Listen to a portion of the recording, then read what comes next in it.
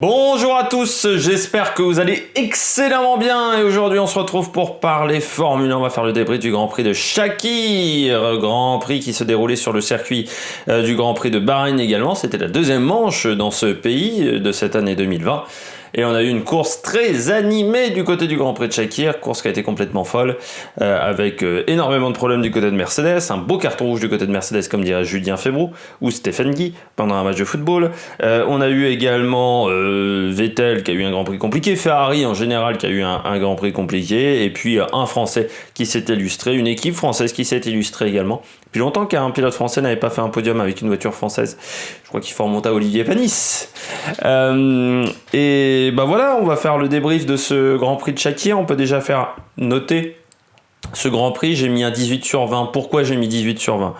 J'aurais mis un 15 sur 20 ou un 16 sur 20 déjà en temps normal parce que j'ai trouvé que les qualifications c'était très intéressant.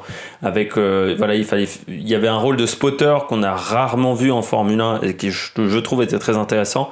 Il y a aussi une diversité par rapport aux autres circuits de la saison de Formule 1. Et ça, je trouve que c'est intéressant. Et puis, derrière, la course a été complètement incroyable. La première partie de course était déjà bien, avec des dépassements sans DRS. Voilà, il y a eu vachement de choses qui se sont passées sans le DRS. Et puis après, derrière, ça a été tout simplement incroyable. Je commence avec Esteban Ocon. Esteban Ocon qui a eu un 15 sur 20, qui a fini deuxième de ce Grand Prix. Alors certains vont dire, mais pourquoi il n'a eu que 15 sur 20, Esteban Ocon ? Eh bien tout simplement parce que je note également la globalité du week-end. Et que pour moi en qualification, il est en retrait par rapport à Ricciardo. En essai aussi, il est en retrait par rapport à Ricciardo. Par contre, en course, il a été performant. Il avait vraiment un très très bon rythme. Il a été l'un des rares à utiliser cette fameuse stratégie un arrêt qui a fonctionné pour lui, comme ça a fonctionné pour Lance Stroll. Pourquoi ça a fonctionné ? Parce qu'il y avait peu de dégradation de pneus au final, vous voyez, sur le bord de la piste, on avait peu de marble, il y avait peu de boulettes de gomme. On pensait que les pneus allaient se détruire sur cette piste et puis au final, ils ne se détruisaient pas. On pensait que les médiums seraient les pneus les plus intéressants et au final, c'était les hard et les soft qui étaient plus intéressants que les médiums. Comme quoi, Pirelli a encore été très performant sur ce week-end de course. Les mecs, vous savez fabriquer des pneus, hein, ça se voit. Mais du côté d'Ocon, très très beau Grand Prix. Troisième podium de la saison également pour Renault. Résultat d'ensemble très intéressant pour Renault, on verra également avec Daniel Ricciardo. Mais voilà, c'est la saison du retour au premier plan de Renault. On pensait que ça allait être l'année dernière. L'année dernière, ça avait été un petit peu compliqué. Bah, cette année, paf, ils sont enfin là. Et c'est avec Esteban Ocon qui a eu un petit peu de malchance, mais aussi un manque de rythme, je trouve, par rapport à Ricciardo. Bah là, il a montré que il peut être performant sur ces Grands Prix-là. Et c'est intéressant, ça va débloquer quelque chose dans son cerveau pour les Grands Prix d'après. Regardez ce que ça a fait avec Pierre Gasly. Je pense que ça peut faire la même chose avec Esteban Ocon. Et il peut être performant dans les années à venir et être un adversaire de choix pour Fernando Alonso. Mais il fait le podium pile au bon moment. Comme dirait Franck Montagny, il fallait le faire sur ce Grand Prix-là et pas après pour Esteban Ocon. Je passe par contre du côté de Pierre Gasly. 6 sur 20. C'est son moins bon week-end de la saison à Pierre Gasly, c'est-à-dire que ça a été très compliqué pour lui pendant tout le week-end. Alors les essais libres, ça se passait plutôt bien, et puis à partir du moment où ça comptait, en fait, surtout, ça a été compliqué. En qualification, il passe pas en Q3, à cause... Enfin, si, il passe en Q3, pardon, j'ai dit une bêtise. Il a un problème de rythme parce qu'il a tapé son fond plat dans l'enchaînement 7-8 au niveau des vibreurs, qui serait la seule chose à changer sur ce circuit, c'est les vibreurs au niveau des virages 7 et 8, qui étaient un petit peu trop hauts, ce qui fait que les voitures avaient tendance à frotter un peu trop sur ces vibreurs-là, et c'est un petit peu compliqué. Donc en qualification, il n'y a pas un rythme exceptionnel. Après, en course, ça a été... pas ici très intéressant avec une stratégie. Eux ils étaient partis sur la stratégie à 2 arrêts, ils ont été très agressifs avec un premier arrêt extrêmement tôt du côté de Pierre Gasly au 31e tour. Ils ont fait un peu pareil avec Kiat. C'était les premiers à s'arrêter avec Alpha aussi, qui s'est arrêté très tôt. Non, c'était pas les premiers à s'arrêter, pardon, mais c'était pas la bonne stratégie. Ceux qui se sont arrêtés avant le 35e tour, on peut dire, ont eu des grosses difficultés sur ce Grand Prix. Il fallait essayer d'étirer au maximum ces relais. Et c'est là où ils ont fait une erreur du côté de Pierre Gasly d'AlphaTauri. Malgré tout, il avait moins de rythme que son équipier pendant tous les moments de la course. Donc c'est pour ça que je mets un 6 sur 20, parce que ça a été un week-end en retrait par rapport au week-end de la semaine dernière où il avait fait un très très bon résultat. Cette semaine, ça a été un petit peu plus compliqué pour Pierre Gasly. On passe au pilote du week-end, au pilote surtout du Grand Prix. Sergio Pérez, première victoire pour Sergio Pérez. C'est la première victoire d'un Mexicain depuis un des frères Rodriguez il y a très très très longtemps. Voilà, maintenant on peut plus dire que ça sera un pilote qui n'a pas jamais gagné de Grand Prix, un petit peu comme Hülkenberg. Il a fait vraiment un très très grand Prix. Il a fait tout ce qu'il fallait faire en fait. Je rappelle quand même qu'à la fin du premier tour, il est 18e. Il gagne quand même la course. Il avait un rythme vraiment très bon. Il avait un rythme assez similaire au Mercedes. Il faut le signaler. De toute manière, à partir du moment où il finissait 3e, il aura déjà une bonne note. Sergio Pérez, 5e en qualification. Voilà, le problème du départ, c'est à cause de Leclerc, mais après, on peut rien dire du côté de la course de Pérez. Elle est juste incroyable. La bonne stratégie quand même, parce qu'il fait qu'un arrêt aussi au final, un véritable arrêt. Voilà, et puis après la performance du moteur Mercedes et le week-end à Bahreïn, enfin les deux week-ends à Bahreïn auront été très importants pour Sergio Pérez. Pour moi, il mérite d'avoir un volant l'année prochaine chez Red Bull, surtout quand on voit Albon. Pour moi, il a gagné en maturité cette année énormément. On a vu un pilote très mature. Il s'est un peu foiré en début de saison, mais après, ça a été après son moment où il a eu la Covid, ça a été beaucoup mieux.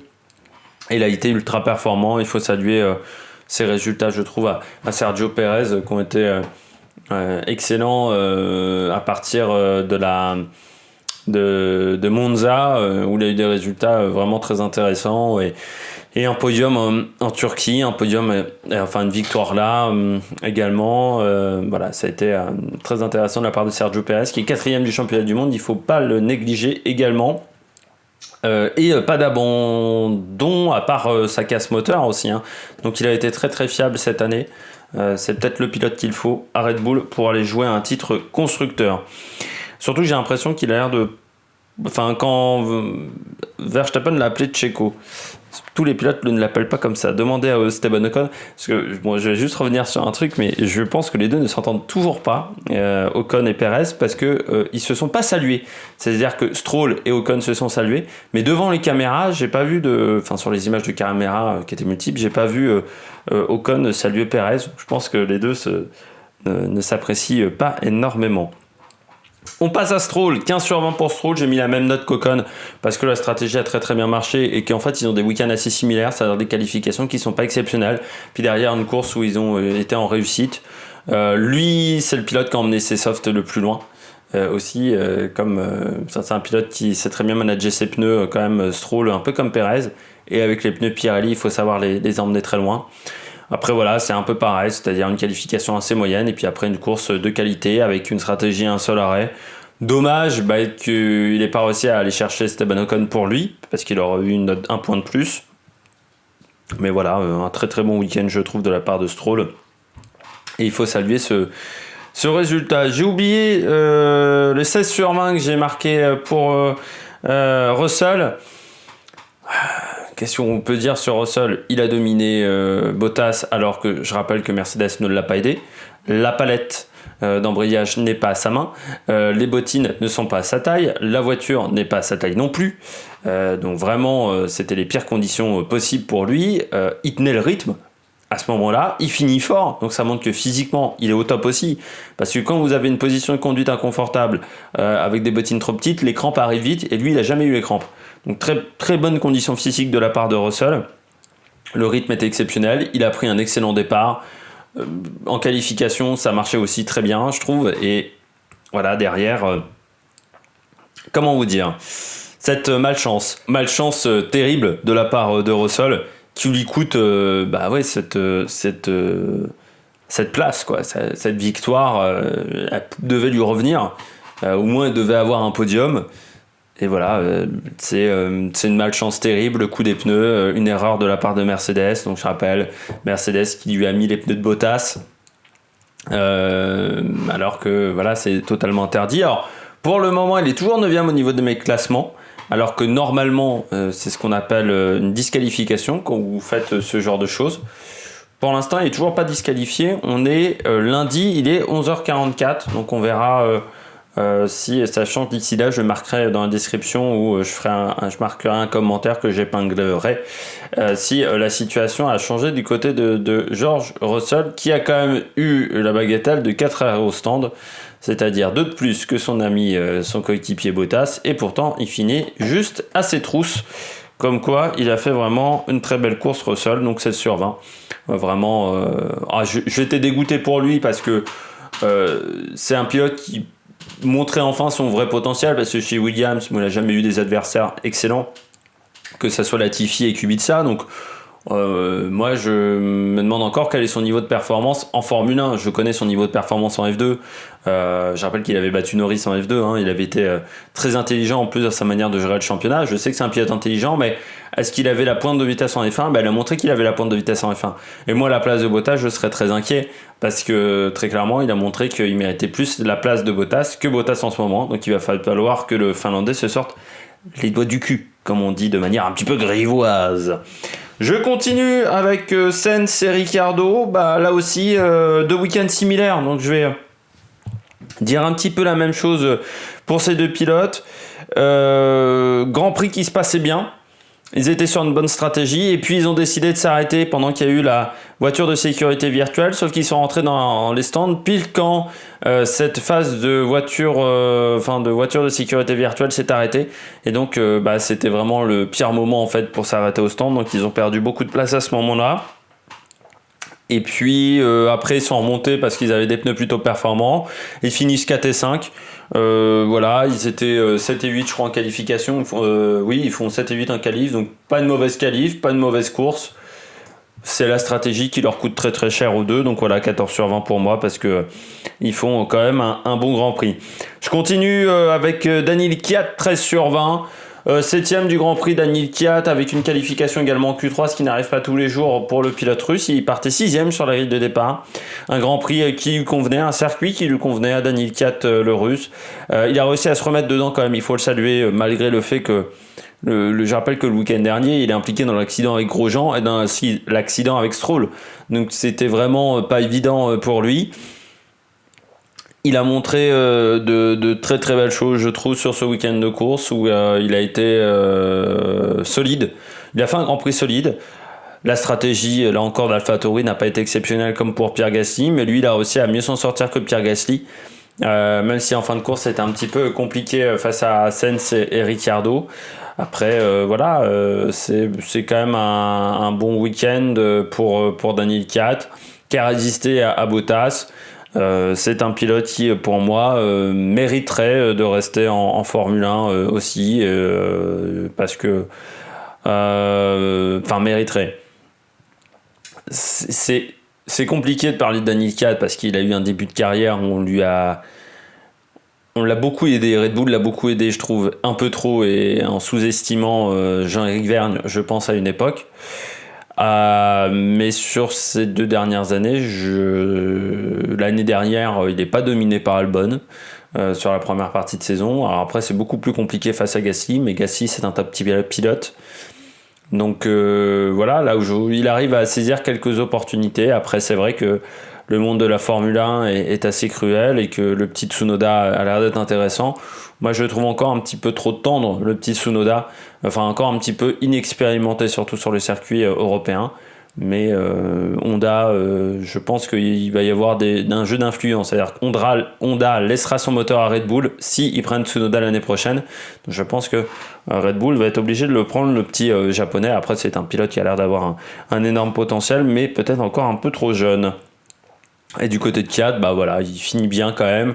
Comme c'est pas la première fois qu'il finit bien ou qu'il fait des bons résultats quand il est sur la sellette. J'ai l'impression qu'il va mettre un petit peu dos au mur. Je continue avec Verstappen, 12 sur 20. J'ai pas grand chose à dire du côté de Verstappen. Les qualifs étaient exceptionnels. La course, bon, c'est dommage de ne pas avoir repéré le circuit. Parce que c'est là l'erreur. En fait, c'est d'avoir fait un mauvais repérage du circuit. Parce que normalement, il doit savoir qu'au fond, c'est des graviers. Donc il n'a pas fait un bon travail le jeudi avant le Grand Prix où vous êtes avec les ingénieurs et vous regardez le circuit et vous étudiez si le circuit a évolué ou pas. Là, c'est un petit peu dommage pour Verstappen. Après, sur l'incident, très clairement, il ne peut pas grand-chose. C'est Leclerc qui se rate au freinage. Mais là, c'est un petit peu frustrant de ce côté-là. Après, en qualification et pendant tout le week-end, il avait un très bon rythme devant son équipier. Bon, ce qui n'est pas extrêmement compliqué non plus, j'ai l'impression d'être devant Albon. Mais voilà, il fait quand même un bon week-end, notre ami Verstappen. Donc, il ne faut pas le négliger. C'est vraiment un bon week-end de course de la part du pilote néerlandais. Je continue avec Lando Norris, 11 sur 20. Il prend la 10e place, Lando Norris. Je trouve qu'il a été en retrait ce week-end, Lando Norris, par rapport à son équipier. Alors certes, en qualif, je rappelle qu'il partait très loin à cause des pénalités. Mais il fait un bon début de course. Et puis après, le rythme sur son deuxième relais n'est pas exceptionnel. À partir du deuxième relais, il manque de rythme.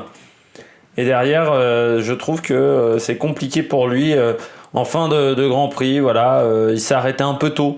Il fait partie de ces pilotes qui se sont arrêtés un peu tôt. Lui, il a tenté 2 fois les médiums. Je pense que les médiums n'étaient pas les meilleurs pneus sur ce week-end de course. Donc ça a été l'erreur, mais il n'avait pas un rythme exceptionnel, le petit Lando Norris. Donc c'est pour ça que je lui ai mis 11 sur 20. Aitken également, 11 sur 20. Il m'a surpris, Jack Aitken. Je le connais, ça fait déjà depuis plusieurs années qu'il est en Formule 2. Il a fait des bons coups d'éclat l'année dernière chez Campos. Cette année, ça a été beaucoup plus compliqué, je trouve, pour le pilote britannique, parce qu'à part les courses de Silverstone, sinon ça a été difficile. Là, il a fait des très bonnes choses. Voilà. Je rappelle que lui, il a été prévenu vraiment au dernier moment qu'il allait rouler en F1. Il a été prévenu après Russell, donc déjà pour Russell, ça a été assez tardif. Lui, c'était encore plus tardif. Voilà, il n'a pas fait un mauvais Grand Prix. Il a été assez proche de Latifi, je trouve. Ce sera peut-être son seul Grand Prix en F1 ou ses 2 seuls Grands Prix en Formule 1 pour Aitken, mais je trouve qu'il n'a pas été mauvais. C'est dommage en qualification en fin de Q1, sa petite erreur dans son dernier tour, parce que ça lui coûte un petit peu de temps et ça lui coûte le fait de finir devant Latifi, je pense. Mais après, il a plutôt fait un bon Grand Prix et j'avais envie de saluer son travail avec un 11 sur 20. Parce que c'était pas forcément une situation facile pour lui. Je continue avec Giovinazzi, 10 sur 20 pour Giovinazzi. J'ai pas grand chose à dire non plus sur Giovinazzi. C'est un Grand Prix où il est devant Raikkonen. Après, Alfa Romeo, sur ces 2 Grands Prix à Bahreïn, est en retrait par rapport à Ferrari. Ce qui est assez difficile à comprendre. En qualification, il passe en Q2 alors que Raikkonen ne passe pas en Q2. Donc voilà, ça fait la différence de 3 points au final entre les 2 pilotes. Je trouve qu'il a été bien meilleur que son équipier. Donc je passe donc à Raikkonen, 7 sur 20, en retrait, encore une fois, par rapport à Giovinazzi. Ça fait déjà plusieurs Grands Prix d'affilée qu'il est en retrait par rapport à Giovinazzi. Et puis, pas exceptionnel, parce qu'au final, il doit partir, il termine 18ème, il doit partir 19ème, normalement. Heureusement qu'il y a la pénalité pour Lando Norris, et heureusement qu'il y a Fittipaldi, sinon les derniers sur la grille. Pas grand-chose à dire du côté de Raikkonen, à part que c'est un Grand Prix assez moyen, voire mauvais de la part de Raikkonen. Donc j'ai pas grand-chose d'autre à dire pour le Finlandais. Moi, je pense que cette année, il aurait dû prendre sa retraite à la fin de la saison. Décide de faire une année de plus, j'espère qu'il retrouvera de la performance. Latifi, 7 sur 20, parce que bien managé par Aitken, et puis qu'Aitken finit le Grand Prix et pas lui. Il fait, c'est pas... Après Aitken, il y a aussi une erreur, il y a aussi son tête à queue, mais que j'ai décidé un peu de négliger. Mais du côté de Latifi... oui, un Grand Prix qui n'a pas été mauvais. Un Grand Prix qui a plutôt été très mauvais, pardon. J'ai un petit souci de concentration là. Et puis, une course à oublier, je crois. Et puis, son année est quand même vraiment pas bonne, je trouve, à Latifi. Elle est en en lien avec sa fin de saison de F2 qui n'avait pas été exceptionnelle. Je trouve que sa saison de F1 a été assez compliquée, souvent dernier sur la grille de départ. Et puis devancé tout le temps en qualification par Russell assez largement, et puis en course ça a aussi été un peu compliqué. Quelques coups d'éclat, mais pas suffisamment pour que je sois satisfait de son travail. Fittipaldi 7 sur 20, en retrait quand même par rapport à Magnussen assez largement. Après, je m'attendais pas à grand chose de la part de Pietro Fittipaldi.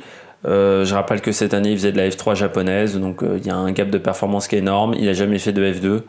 Je m'attendais pas à ce qu'il soit incroyable sur ce Grand Prix avec la pire voiture du plateau. Ce que je calcule, c'est l'écart de performance avec Magnussen. Il y a quasiment 7 dixièmes sur un circuit aussi court. En qualification, ça fait beaucoup. Et en course, il finit bon dernier, avec vraiment pas de rythme de la part de Pietro Fittipaldi. Donc pas grand chose à dire du côté du pilote italien. Magnussen 7 sur 20, là aussi, il fait sa course Magnussen, mais bon, il finit devant Aitken et Fittipaldi, devant les deux rookies, mais de toute manière, sa voiture manque de performance, donc il ne peut pas faire grand chose. Voilà, on en a déjà parlé énormément de Magnussen cette année, et des problèmes de performance de Haas. C'est quand même l'une des rares équipes qui a réussi à perdre de la performance, alors que déjà l'année dernière, c'était pas top. C'est dire qu'ils ont extrêmement bien travaillé cet hiver. Ils n'en ont pas branlé une, très clairement, du côté de cette équipe. Vettel, 5 sur 20. En net retrait en qualification par rapport à son équipier. Il est 13e. Il passe pas en Q3 encore une fois assez largement. Et puis en course, il n'a jamais été dans le coup non plus. Donc, alors tu rajoutes en plus, il n'a pas été aidé par les deux soucis au stand pour lui, parce que c'est vrai que son équipe a magnifiquement géré les arrêts au stand. C'est la seule équipe qui a réussi à foirer autant ses arrêts au stand que Mercedes. Bon, après, vivement l'année prochaine, j'ai l'impression pour Vettel. Vivement Racing Point, vivement Aston Martin plutôt, pour Vettel, parce que là, l'année 2020 a été catastrophique pour le pilote allemand. 5 sur 20 également pour Leclerc. J'aurais mis 14 sur 20 s'il avait fini le Grand Prix, même en dehors du point, parce que ses qualifications étaient exceptionnelles. Dommage, c'est que la course, on peut pas pardonner la collision au premier virage. C'est pas la première fois qu'il nous fait ça, Leclerc, qui n'est pas forcément très intelligent dans son choix, dans ses décisions au niveau de ses phases de dépassement. Monaco l'année dernière, l'Autriche cette année. Là encore, sur ce Grand Prix-là, il fait une énorme erreur. Et c'est pas la première fois. On lui a dit plusieurs fois. Alors c'est bien d'être très dur avec soi-même, mais à un moment, il faut aussi appliquer ses préceptes.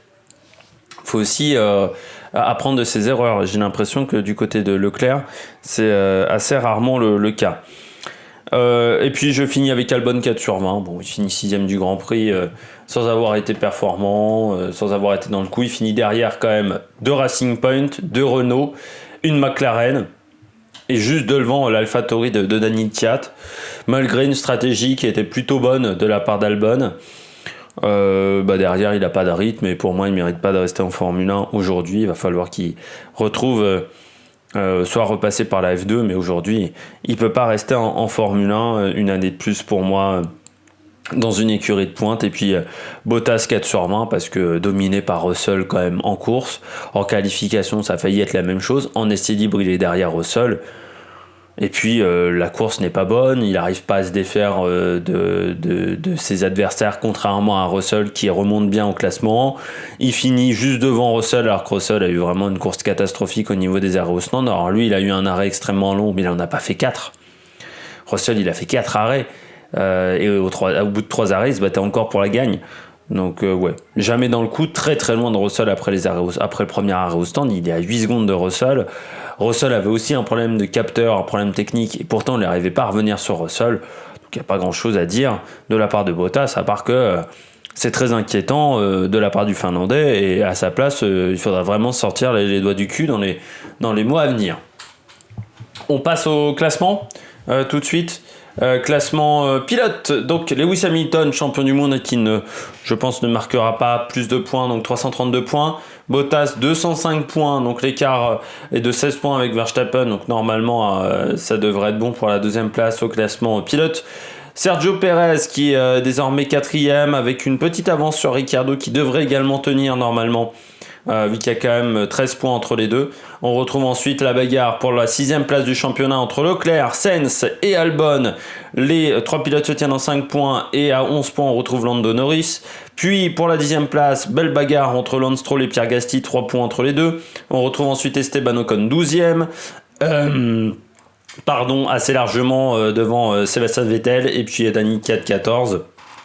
Et George Russell a marqué ses premiers points et passe devant Romain Grosjean.